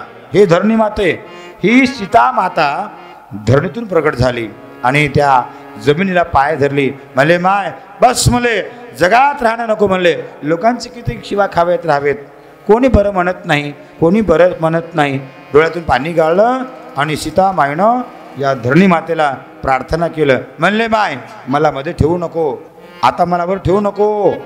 म्हणून सीतेनं सुरुवातीला या जमिनीमध्ये प्रवेश केला. कारण आपण सुद्धा मातीमधून जन्माला आलो आणि मातीतच जायचं. विचार करा.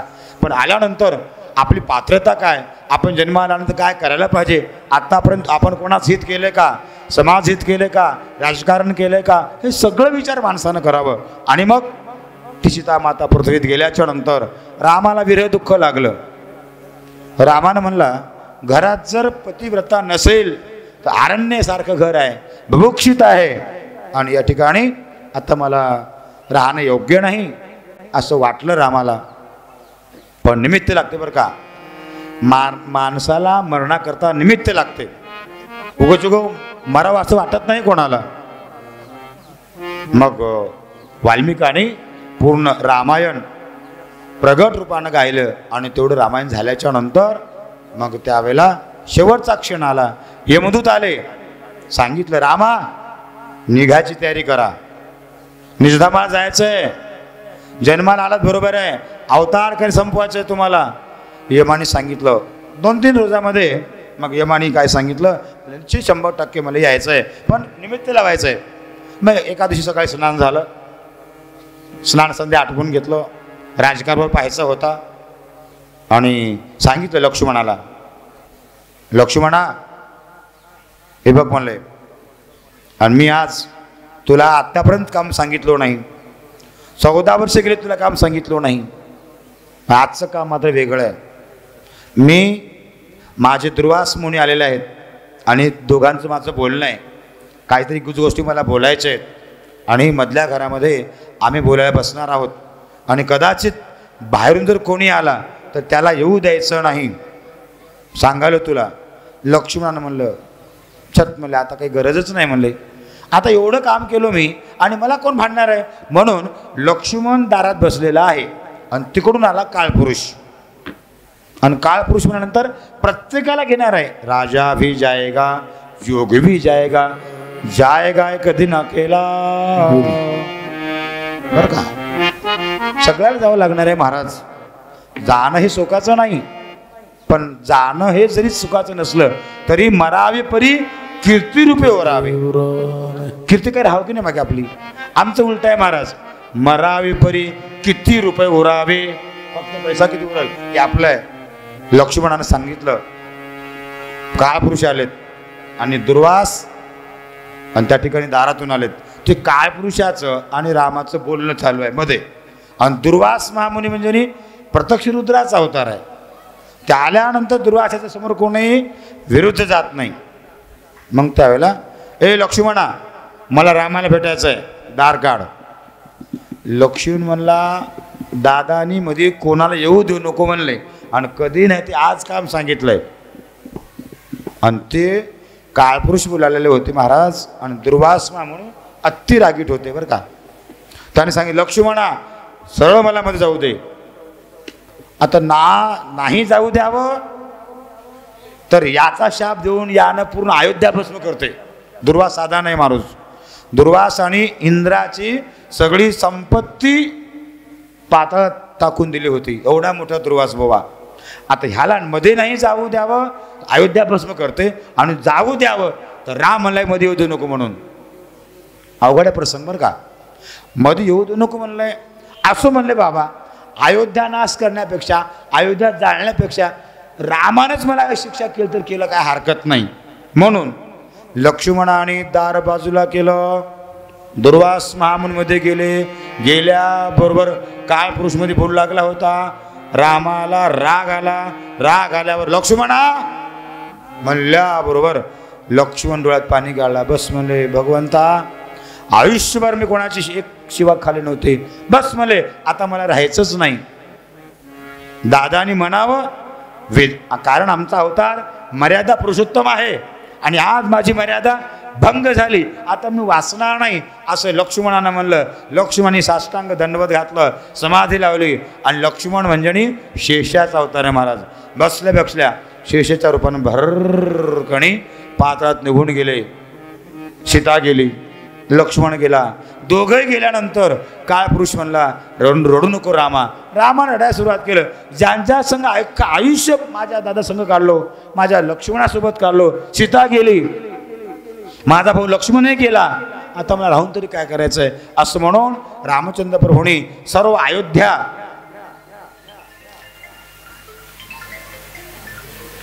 त्यांना द्या, खंडगावकरला द्या, बेळकोणी येतील बोला. मग काय झालं, ही सगळी अयोध्या जाणार आहे, पण रामाने सांगितलं ही अयोध्या आता सगळीच स्वर्गाला न्यायची आहे. सगळ्याला बोलून घेतलं, सगळे मग आता जेवढे ब्राह्मण ऋषी देव देवी देवता सर्वांना रामाने बोलून घेतलं. आणि बोलून घेतल्याच्या नंतर एक क्षण सुद्धा विलंब न करताना सगळ्यांनी जेवढे काही अयोध्येमध्ये लोक होते महाराज, तेवढ्या लोकाला एक मोठं विमान बोलून घेतलं. आणि अगोदर सगळ्या सूर्यवंशातल्या हरिश्चंद्र राजा, शिबीराजा, रुक्मांगद राजा ज्यांनी जशी अयोध्या स्वर्गाला नेली, तसं रामाने ही अयोध्या स्वर्गाला नेली. आज आपला हा रामकथेचा शेवटचा भाग आपण सगळ्यांनी ऐकला. सर्वांना विनंती आहे की आपण पंढरपूरचे मावंद आहे आणि ह्या मावंद्यानिमित्तानं 15 वर्षापासून आपण दरवर्षी तुळशीदास महाराज जयंती करता. आणि जयंती एक नित्यनेमानं घडत आहे. गेल्या वर्षी आम्ही भागवत लावलं होतं, अनिरुद्ध महाराज आले होते. आणि यावेळेला भागवत लावणं सोपं नाही महाराज, फार खर्च लागतो. त्याच्यामुळे देवाला प्रार्थना केलो, भगवंता जमेल तशी देवाने दिलेली आहे, जमेल तशी बुद्धी आहे, आणि तुझ्या आशीर्वादानं ही रामकथा घडावी असं मला वाटलं. आणि सर्व गावकऱ्यांना प्रार्थना आहे माझी की काही करायचं, पण आपले नेमधर्म काही करावं माणसानं, कुळधर्म हे न विसरताना करावं. पंढरीची वारी न विसरताना करावी. कुठलंही कार्य भगवंत कार्यासाठी तुम्हाला आम्हाला नामचिंतनाची विशेष गरज आहे. आणि ते नामचिंतन आपल्या नरसिंहमध्ये घडते याचं कारण एकमेव सद्गुरू गुंडा महाराजांची कृपा आहे महाराज.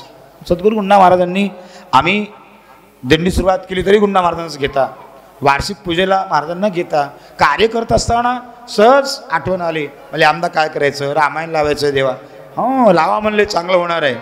त्यांच्या कृपेने सगळं होतंय. म्हणून आज सगळ्या गावकऱ्यांची कृपा आहे, सातत्यानं सगळ्यांनी प्रेम करतात आणि हे प्रेम टिकून राहावं. आज तुळशीदास महाराज जयंती आहे. 5 शब्द कोणी बोलावं लागतं, दुसऱ्या माणसांना अतिथी देवो आहे, कोणाला तरी 5-10 मिनटं तुळशीदास महाराज जयंती बोलायला सांगा. बाबाला द्या, आमच्या तीर्थस्वरूप त्यांना द्या की गुलाल टाकायचं आहे, गुलालाची तयारी करा. सगळ्यांनी गुलाल, फुलं, अक्षदा एकत्र करून ठेवा. हार करा की हार मध्ये आहेत, मधून घ्या का.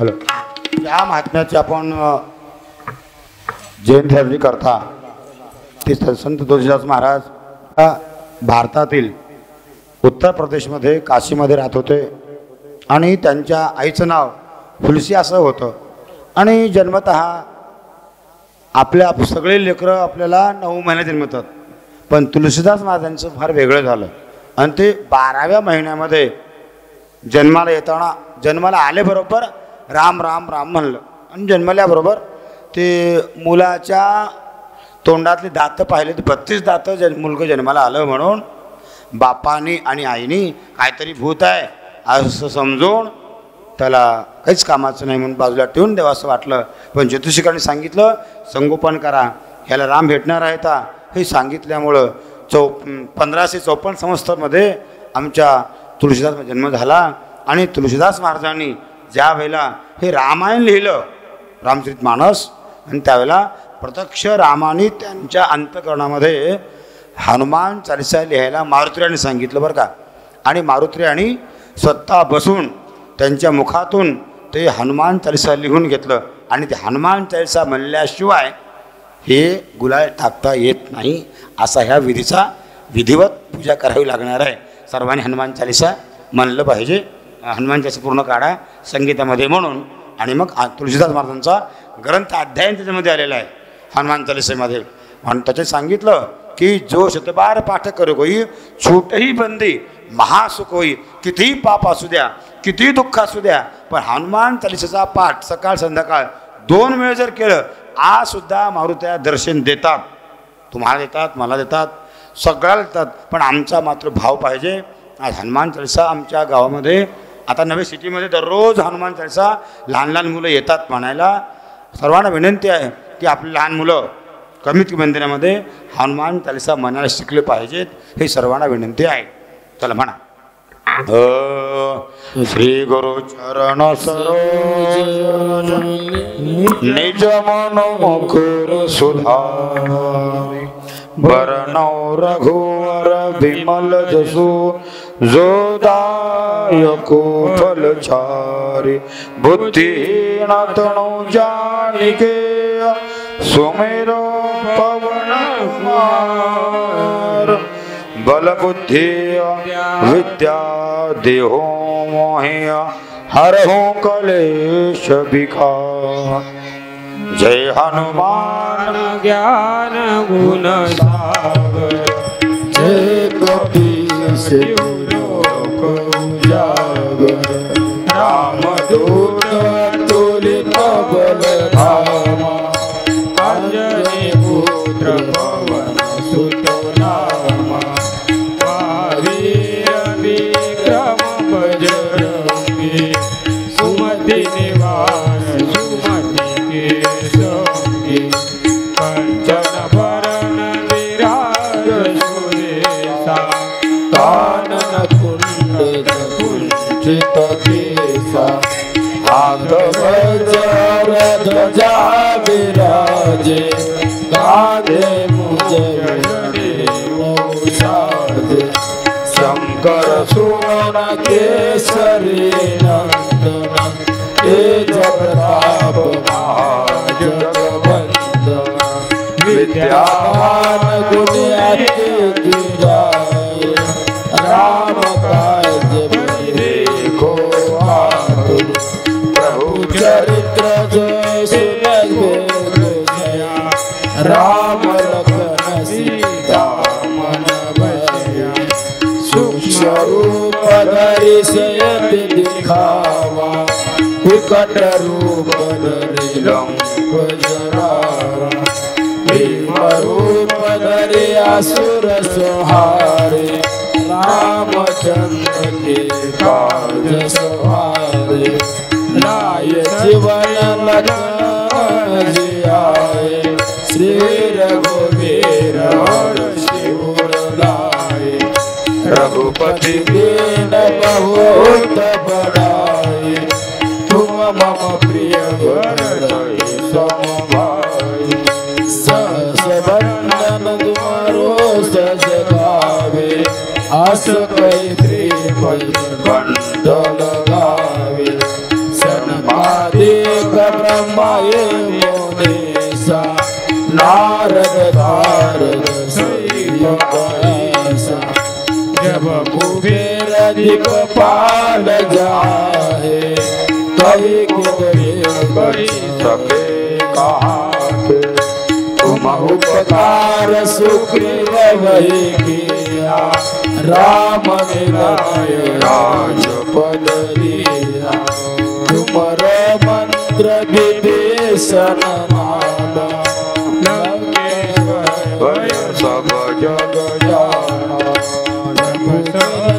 जो जन पर भानो लीलो लाई मधुर फल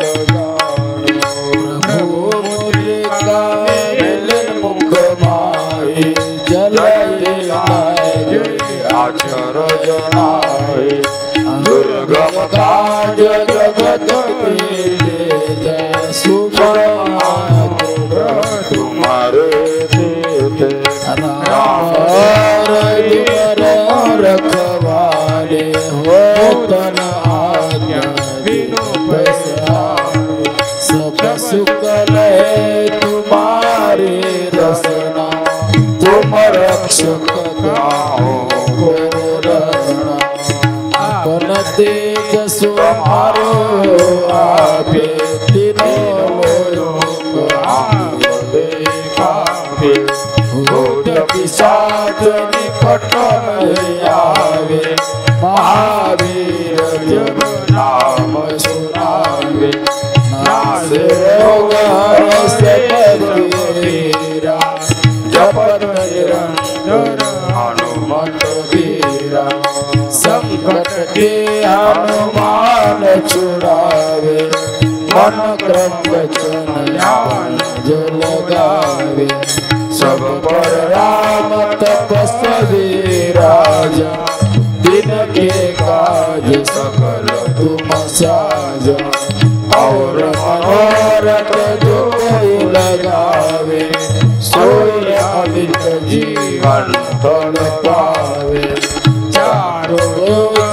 गुजरत तुम्हारा है प्रसिद्ध जगत पुजारा साधु संत के तुम रखवार असुर निरंजन राम दुलारे अष्ट सिद्धि नवनिधि के दाता असबर दीन जानकी माता राम रसायन तुम्हारे पासा सदा रहो रघुपति के दासा तुम्हारे भजन राम को पावे जन्म जन्म के दुख बिसरावे अंतकाल रघुवर पुर साई जहाँ जन्म भक्त और वेदता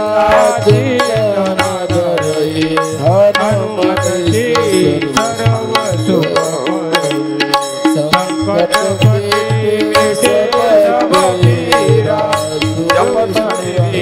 हनुमत भज वीरा जय जय जय हनुमान गोसाई कृपा करो गुरुदेव की नाई जो शत बार पाठ कर कोई छूट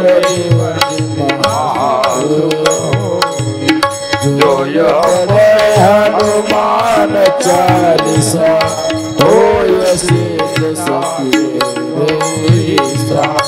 तुलसीदास सदा हरि चेरा जनास हृदय मोरेरा पवन तनय संकट हरणा मंगल मूर्ति रूप राम लखन सीता सहित हृदय बसहु सियावर रामचंद्र भगवान की जय। सर्वांनी हातामध्ये गुलाल घेतलाय का? सर्वांनी गुलाल घ्या। आरतीत्राय धीमहि तन्नो हनुमान प्रचोदयात्। संत श्री तुलसीदास महाराज की जय। रघुपति राघव राजा राम पतित पावन सीताराम। रघुपति राघव राजा राम पतित पावन सीताराम। रघुपति राघव राजा राम पतित पावन सीताराम।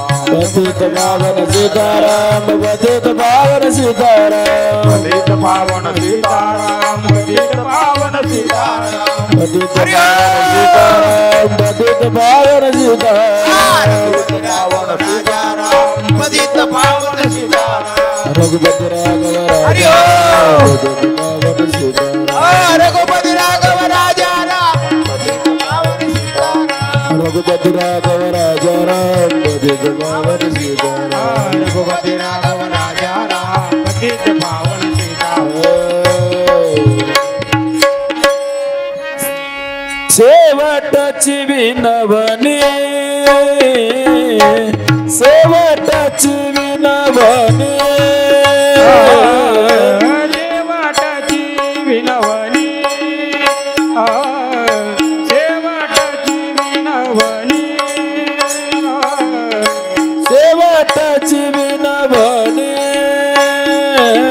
शेवटची विनवणी विनवणी शेवटची विनवणी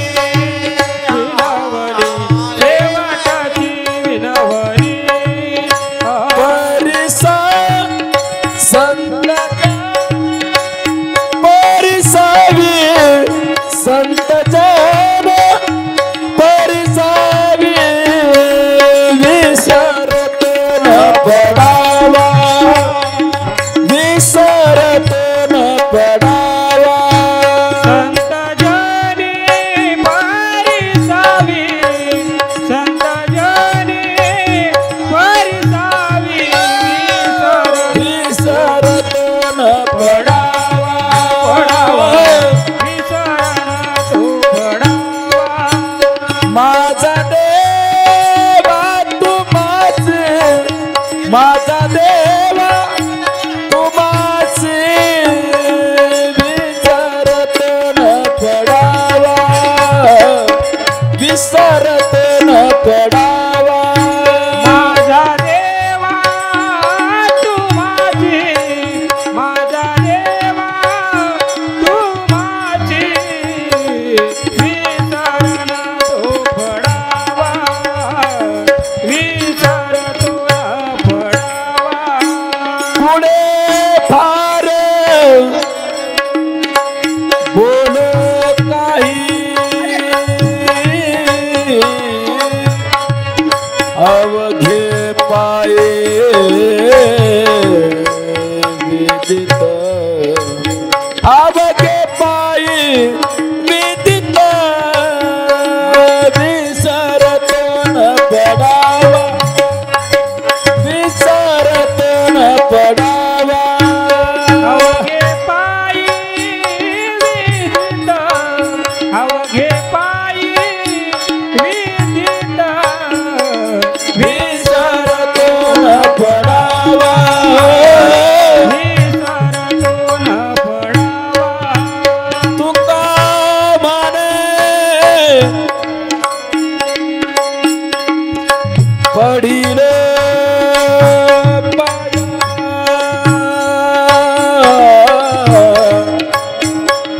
तुका म्हणे पडिलो पाया करा छाया करा छाया कृपाचे कृपाचे कृपाचे पडिलो करा छाया कृपाची करा छाया कृपाची करा छाया कृपाची विसरत न पडावा विसरत न पडावा राजाया कृपेची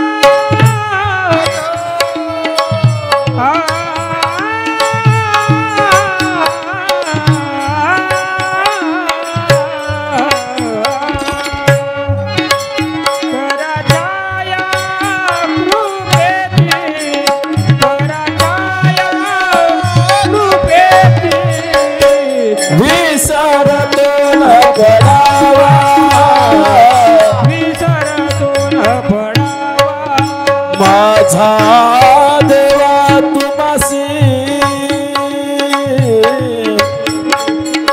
माझा देवा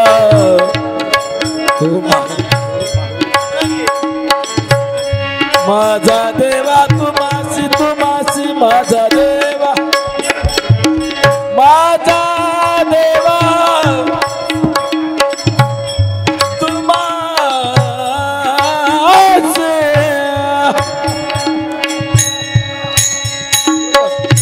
माझा देवा तुम्हासी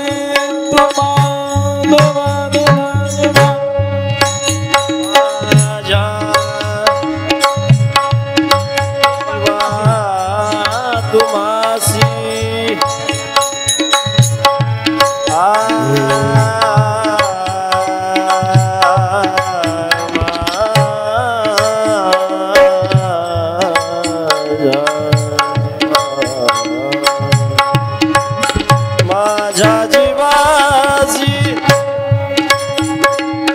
माझ्या जीवासी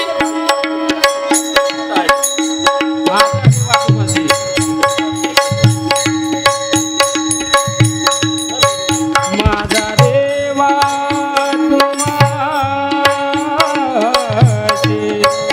माझा देवा तुम्हासी विसरते न पडावा विसरते न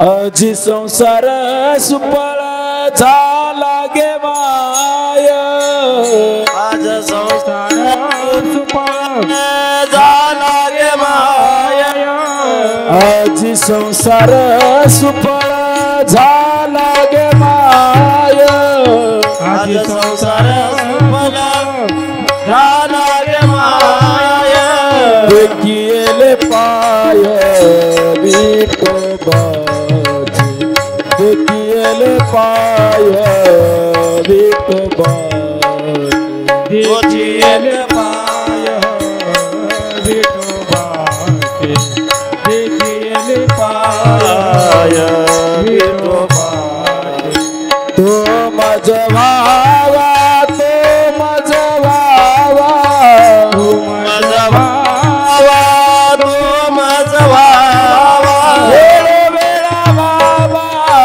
पांडुरंगा तो माझा भावा तो माझा भावा तो माझा भावा तो माझा भावा तो माझा भावा परकुमा देवी वरून विसंबे सर्वता परकुमा देवी वरून विसंबे सर्वता निवृत्तीने तत्वता सांगितले निवृत्तीने तत्वता सांगितले ओ माझा भावा तो माझा भावा ओ माझा भावा तो माझा भावा वेळे वेळा भावा पांडुरंगा वेळे वेळा भावा पांडुरंगा तो माझा भावा तो माझा भावा ज्ञानेश्वर मावली ज्ञानराज मावली तुकाराम ज्ञानेश्वर मावली ज्ञानराज मावली माय माझी ज्ञानेश्वर मावली ज्ञानराज मावली तुकाराम ज्ञानेश्वर मावली ज्ञानराज मावली उजळले भाग्य आता अवघे चित्तावरली संत दर्शनी आला संपुष्ट हे हृदय पेटी करुणी पोटी साठवू दर्शनी आला तुका मने होता ठेवा तो या भावा सापडला संत दर्शनी आला चिदान दे गादेवा तुझा विसर माझे सर्व जोडले गे मुक्ती आणि संपदा संत संग देई सदा तुका मने गर्भवासी सुखे घालावे मासी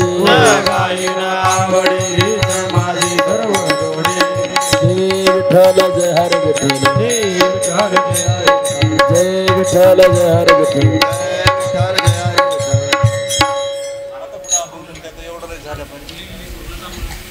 तेव्हा पुढे उत्तरे बोलेले करू बोलेले करू बोलेले करू बोलेले करा क्षमा पराध महाराज तुम्ही सीता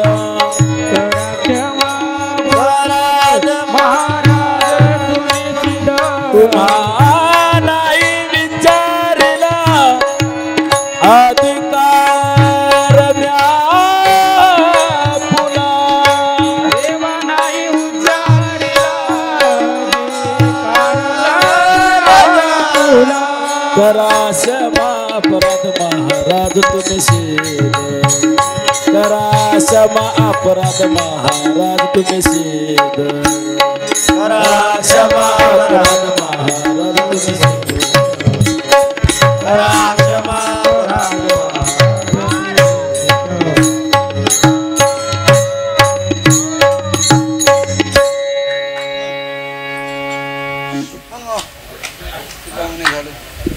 तुका माने ज्ञानेश्वरा तुका माने ज्ञानेश्वरा तुका माने ज्ञानेश्वरा तुका माने ज्ञानेश्वरा तुका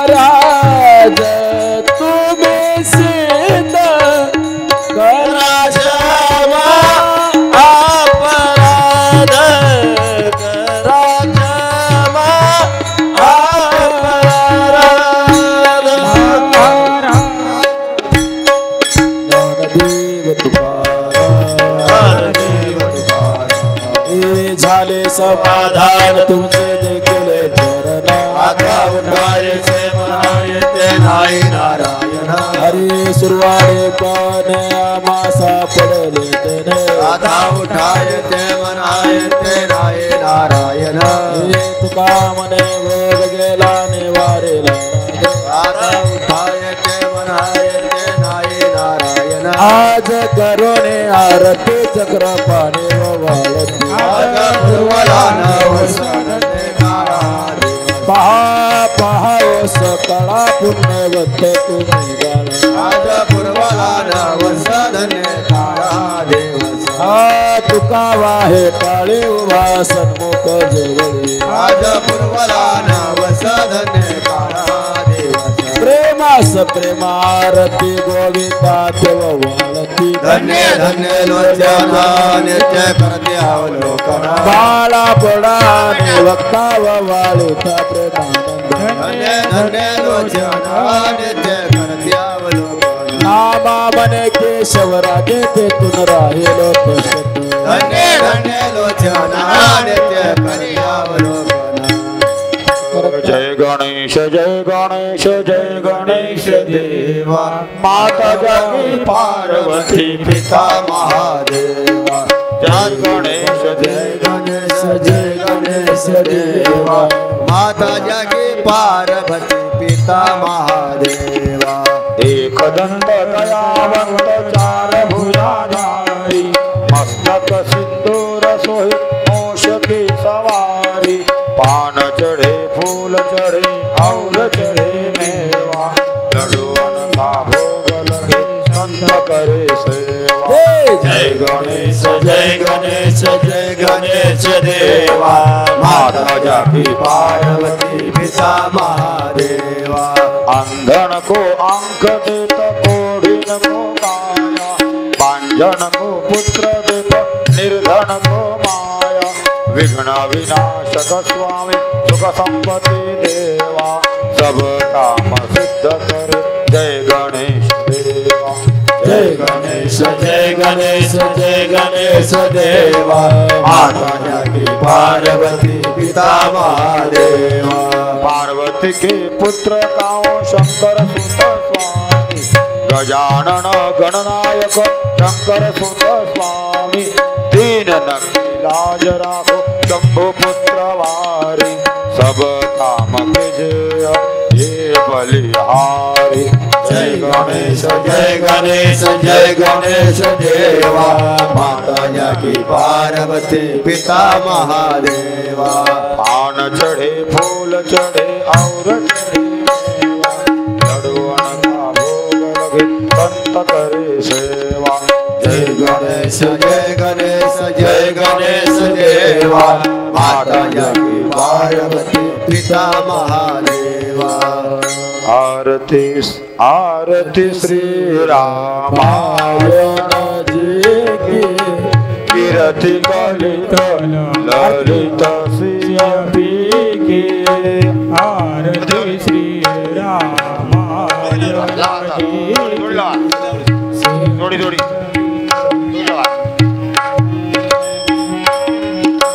और ध्यान मन करा भागवत ब्रह्मा मोठे आते नारद वाल्मीक विज्ञान विशारद आरती श्री रामायण जी की आरती श्री रामायण जी की आरती श्री रामायण जी की सुख सनकादिते सरुसारद वरनि भवन सुत नागर आरती श्री रामायण जी की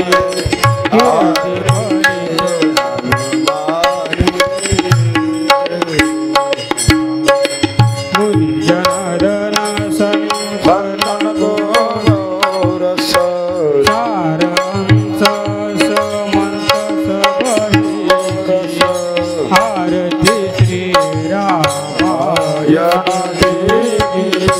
कीर्ति कलित ललित सियपी की आरती श्री रामायण जी रावत संत संभो भवानी अरुघट संभव मुनि विज्ञानी व्यास आदि कवि वर्ज बखानी कागज सुन गरुड़ के हो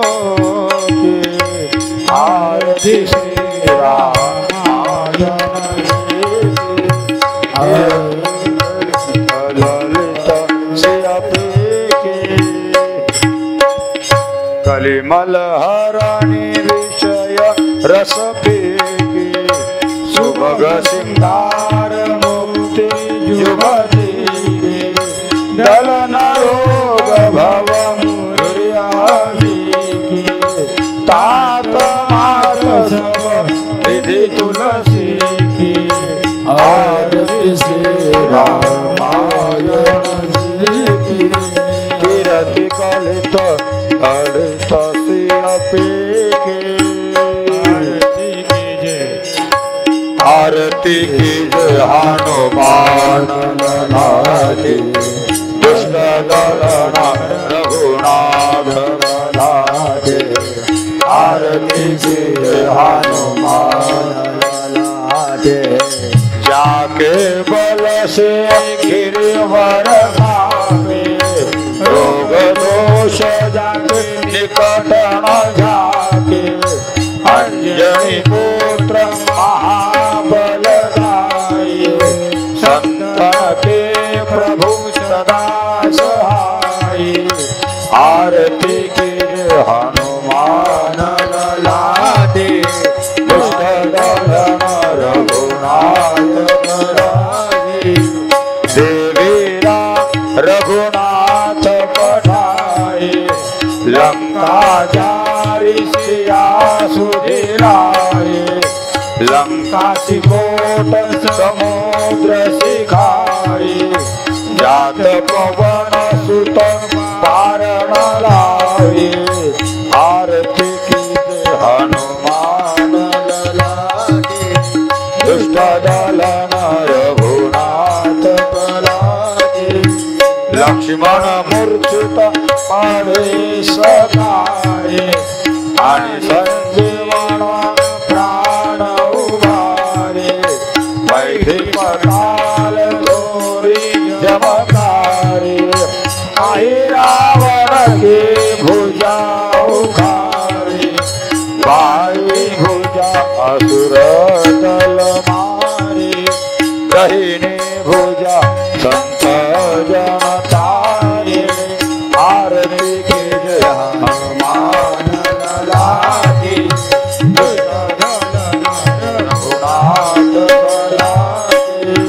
सुर नर मुनि आरती उचारे जय जय जय हनुमान उचारे कंचन कपूर लोचारे आरती करत अंजना आरती की हनुमान लागे दुष्ट दलन रघुनाथ लागे आरती की हनुमान लागे जो हनुमान जी के आरती गावे बसी वैकुंठ परम पद पावे लंका विध्वंसन किए रघुराई तुलसीदास फकीर के गाई आरती की हनुमान लागे दुष्ट दलन रघुनाथ लागे आरती की हनुमान लागे गणेश पाटील खनगाव मंडळी आरती घरा युग 28 विठेवरी उभा वामांगे रखुमाई श्री शोभा कुंडलिकाचा भी परमारे चरणी वाहे भीमा उद्धरी जगा जय देव जय पांडुरंगा हरि पाय वल्लभा वल्लभ पावे जुलगा जय देव तुलसी माला कटी कासे पीतांबर सल्लु लागे देवा जय देव जय पांडुरंगा पाय वल्लभा वल्लभ पाय आषाढ़ कार्तिक भक्त येती चंद्रभागे माझे स्नान करते दर्शन वेळा माधुरत होय मुक्ती केशवाचे नामदेव भावे जय देव जय पांडुरंगा माई वल्लभ राईच्या वल्लभ भावे आरती पत्राने उठान हुंकार बदने करे हो मंडळ सिंधुजन गडगडले ब्रह्मांड दानवी त्रिभुवनी दुर्वाणी शास्त्र जागर फरले जय देव जय सगळे हनुमंत सगळे जय देव मुदमले पाताळ करुणाधरणी धर मांडिला कडाळे पर्वत सोडगण उच्चल राम शक्तीचा बोल जय देव जय हनुमंता स्वामी हनुमंता तुझे प्रसाद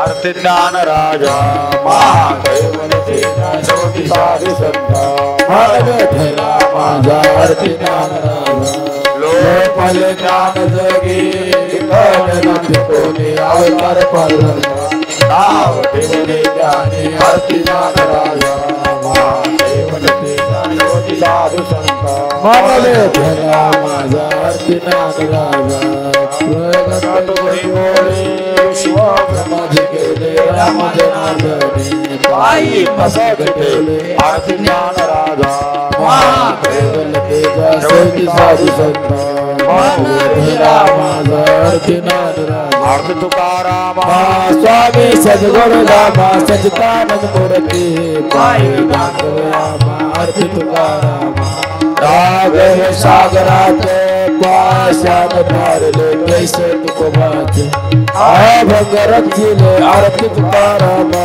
स्वामी सद्गुरु रामा सच्चिदानंद मूर्ती पायी रामा आरती तुकारामा तुलने श्री ब्रह्मा तुकाशियाने म्हणून रामेश्वर चरणी मस्तक ठेवले आरती तुकारामा स्वामी सद्गुरु रामा सच्चिदानंद मूर्ती पाय दाखवा आरती तुकारामा आरती गुंडा गो भक्ताचा काजा जय देव सद्गुरु कल्पनेची तुम्हा कुर्वंती करो जय देव मी तुम्हाला म्हणता सद्गुरु राहो रामा तिथं सदभाव जय देव जय सद्गुरु कल्पनेची तुम्हा कुर्वंती करो जय देव आले प्रेमाले आनंद पूजन पावे वाळन म्हणा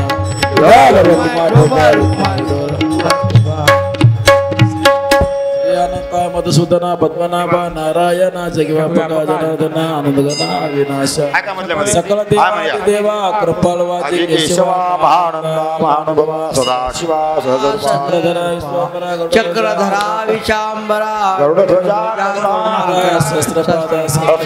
क्षीर सागरा शिशयना कमल नयना कमलापते कामेन मोहना मदन मूर्ती वामनमूर्ती त्रिविक्रमा काय सगुणा निर्गुणा जगनित्या जगजीवना वसुदेव देवकी नंदना बालरंगना बालकृष्ण काला लोटांगणे मज ठाव जावाजी चरणी हीच करीतसे विनवाने भवबंधने धनी सोडवा देवादि देवा कृपालवादी केशवा महानंदा महानुभवा सदाशिव विठ्ठल रखुमाय ठोबा